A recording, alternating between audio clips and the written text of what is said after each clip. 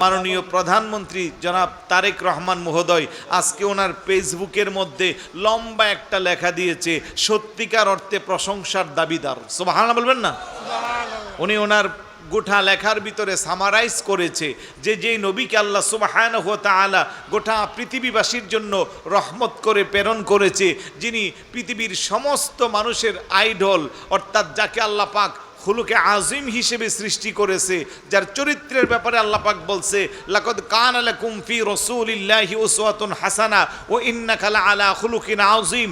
যেই নবী পৃথিবীতে এসে অন্ধকার জাতিকে আলোকিত করেছে, গুমরাহী মানুষকে আল্লাহর পথে হেদায়েত প্রাপ্ত করেছে, পথভ্রষ্টদেরকে পথের আলো দেখিয়েছে, জাহিলি যুগের মানুষগুলোকে সোনালী যুগে রূপান্তরিত করেছে, ওই নবীর আগমনে ঈদে মিলাদুন নবী সাল্লাল্লাহু আলাইহি ওয়াসাল্লাম আমরা উদযাপন করব। এটাই স্বাভাবিক।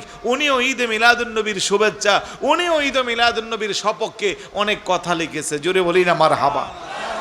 আর একটু জোরে বলি না মারহাবা?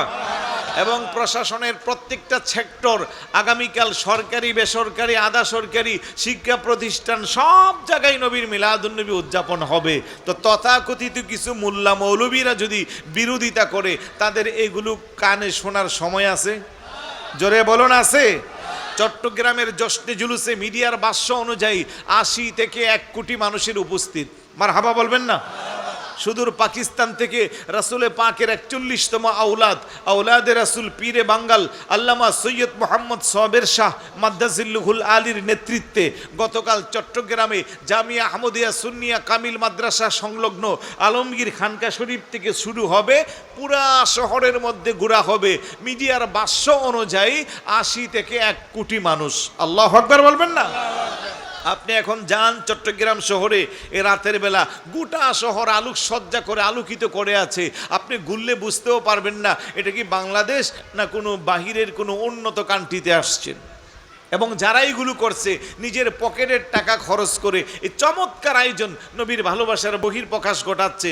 অনেক মন্ত্রী, অনেক এমপি, অনেক শিল্পপতি আগামীকাল রাস্তায় দাঁড়িয়ে দাঁড়িয়ে জুশ্ন জলুসে অংশগ্রহণকারী ভাইদেরকে শরবত খাওয়াবে, বিভিন্ন ধরনের নাস্তা দিবে, খাবার দিবে।